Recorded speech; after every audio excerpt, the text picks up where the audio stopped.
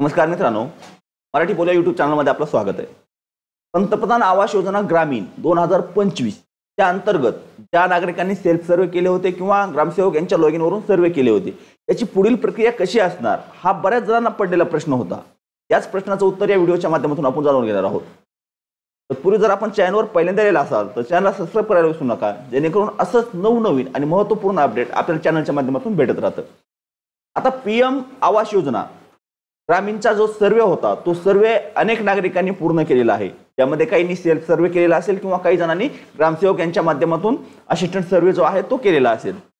परंतु हा जो सर्वे केलाय या सर्वेची पुढील प्रक्रिया नेमकी काय असते हा प्रश्न बऱ्याच जणांकडून विचारण्यात येत होता. आता पंतप्रधान आवास योजना ग्रामीणच्या अंतर्गत ज्या नागरिकांनी सर्वे केला, ज्यांनी असिस्टंट सर्वे केला म्हणजे ज्यांनी ग्रामसेवक यांच्या लॉगिन वरून किंवा त्यांच्या लॉगिन वरून ग्रामसेवक यांच्या माध्यमातून ज्यांनी सर्वे पूर्ण केला, त्यांचा सर्वे ग्रामसेवक लॉगिन वरून थेट पुढच्या प्रोसेसला गेला. परंतु ज्या नागरिकांनी आपला सेल्फ सर्वे केलाय त्या नागरिकांची यादी ग्रामसेवक यांच्या लॉगिनला परत उपलब्ध झाली. त्यांनी सेल्फ सर्वे केला, त्यांची ग्रामसेवक यांच्या लॉगिनला उपलब्ध झाली. ग्रामसेवक यांच्या माध्यमातून ती जी माहिती आहे, भरलेली माहिती आहे किंवा तुम्ही पात्र आहात अपात्र आहात, तुम्ही भरलेली माहिती व्यवस्थित आहे का याची तपासणी करून ती यादी पुढे पाठवली जाते. सध्या ती प्रक्रिया सुरू आहे. आता अनेक नागरिकांचा असा विषय की ग्रामसेवक लॉगिन मध्ये तुमचं नाव दिसत नाही, तर त्या ठिकाणी काही नावं ऍड होत आहेत. 2 दिवसांनी 4 दिवसांनी जसा तुमचा सर्वे लेट झालेला असेल तर लेट नाव त्या ठिकाणी आपल्याला पाहायला मिळतात, नावं येतात. परंतु तुमचा सर्वे सक्सेसफुली झालेला असावा. जर तुमचा सर्वे अर्धवट असेल तर तुमचं नाव ग्रामसेवक यांच्या लॉगिनला येणार नाही, हे लक्षात असू द्या. जर तुमचा सर्वे पूर्ण झालेला असेल, 100% पूर्ण सर्वे झालेला असेल, तुमचं नाव नक्की ग्रामसेवक यांच्या लॉगिनला येऊ शकतं, येणारच आहे. आणि त्या लॉगिनला नाव आल्यानंतर ग्रामसेवक यांच्या माध्यमातून प्रत्येक नावाची तपासणी करून ते नाव पुढील प्रक्रियेमध्ये पुढे पाठवलं जातं. जर या यादीमध्ये नाव असेल तर तुमचं नाव पुढे जाणार आहे. या यादीमध्ये जर तुमचं नाव नसेल तर तुमचा सर्वे या ठिकाणी झालेला नाही किंवा मला काहीतरी अडचण आली सर्वेमध्ये असं समजता येईल. परंतु सध्या काही नावं ऍड झालेली आहेत, काही नावं ऍड होत आहेत. सर्व नावं सध्या ऍड झालेली नाहीत, हेही लक्षात असू द्या. ग्रामसेवक यांना तुम्ही विचारू देखील शकता की तुमचं नाव तुम्ही सेल्फ सर्वे केला तुमच्या लॉगिनला आला आहे का. जर तुम्ही पात्र असाल तर त्यांच्या माध्यमातून तो सर्वे आहे तो सर्वे पुढे पाठवला जातो. जर तुम्ही अपात्र असाल तर त्या ठिकाणी देखील सर्वे रिजेक्ट करण्याचा किंवा कॅन्सल करण्याचा त्या ठिकाणी त्यांना अधिकार देखील आहे. जर तुम्ही पात्र असाल त्यांच्या माध्यमातून तो सर्वे पुढे पाठवला जातो. या अशा पद्धतीने जी सध्या तपासणी सुरू आहे ती तपासणी कोणाच्या माध्यमातून केली जाते किंवा असिस्टंटच्या माध्यमातून केली जाते. तर यानंतर जी असिस्टंटच्या माध्यमातून जी यादी पुढे जाईल ती यादी तुम्हाला घरकुल विभागाच्या माध्यमातून त्याची परत फेर तपासणी केली जाईल. ऑनलाईन पद्धतीने त्याची तपासणी केली जाईल. तुम्ही पात्र अपात्र तुमच्या आधारनुसार तुमचं डिटेल काढलं जाईल. त्यानुसार तुम्ही जर पात्र असाल तर त्याची एक फायनल लिस्ट हळूहळू ही थोडी मोठी प्रोसेस असणार आहे. तुम्हाला काय लगेच याची यादी पाहायला मिळणार नाही किंवा लगेच तुम्हाला लाभ मिळणार नाही. यामध्ये 4-6 महिने 8 महिन्याचा कालावधी जाऊ शकतो. जसं मागच्या 2018 मधील घरकुल आतापर्यंत येतात तसाच हा देखील कालावधी मोठा देखील असू शकतो.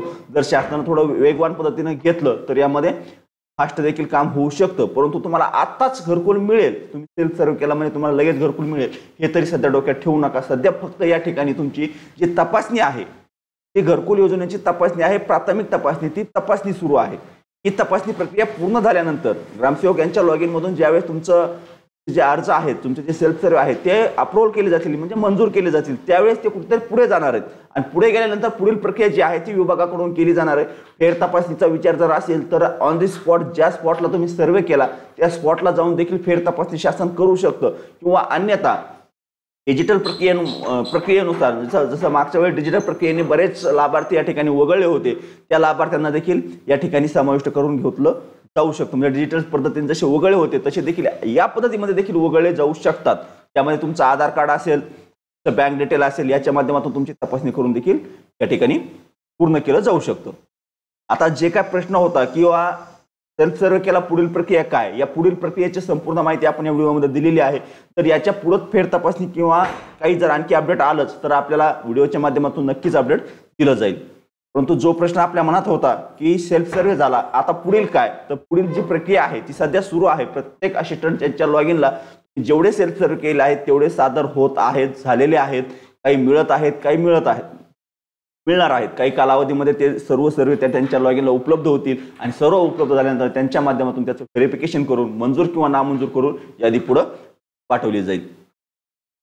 चला, हे एक छोटंसं आणि महत्त्वाचं अपडेट होतं की जे काय आपला प्रश्न होता या प्रश्नाचं उत्तर आपल्याला मिळालं आहे की सेल्फ सर्वे आता कुठेतरी पुढच्या स्टेजला गेला आहे. जो तुमच्या लेवलवर होता सेल्फ सर्वे तो आता असिस्टंट यांच्या लॉग इनपर्यंत गेला आहे. म्हणजे असिस्टंटच्या लॉग इनला गेल्यानंतर तिथून पुढची प्रक्रिया असेल ती तुमची कंटिन्यू सुरू असणार आहे. म्हणजे या ठिकाणी एक तर कन्फर्म झालं, तुम्ही सेल्फ सर्वे केला असेल किंवा असिस्टंट सर्वे केला असेल, दोन्ही सर्वेच्या माध्यमातून तुम्हाला कोणतीही अडचण नाही.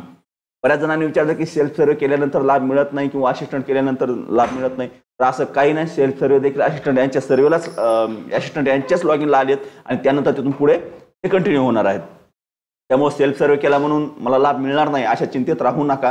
काही अडचण नाही. तुमचा सेल्फ सर्वे त्या ठिकाणी असिस्टंट यांच्या लॉग इनला उपलब्ध झालेला आहे. तो अप्रूव्ह झाल्यानंतर पुढील प्रक्रिया असिस्टंट यांनी केलेले सर्वे आणि सेल्फ सर्वे हे एकाच पद्धतीने पुढे कार्य करतील. त्यामुळे कोणत्याही प्रकारची या ठिकाणी चिंता करण्याची आवश्यकता नाही. चला, धन्यवाद. आजच्या व्हिडिओमध्ये एवढीच माहिती. भेटूया नेक्स्ट व्हिडिओमध्ये नेक्स्ट पॉईंट सोबत.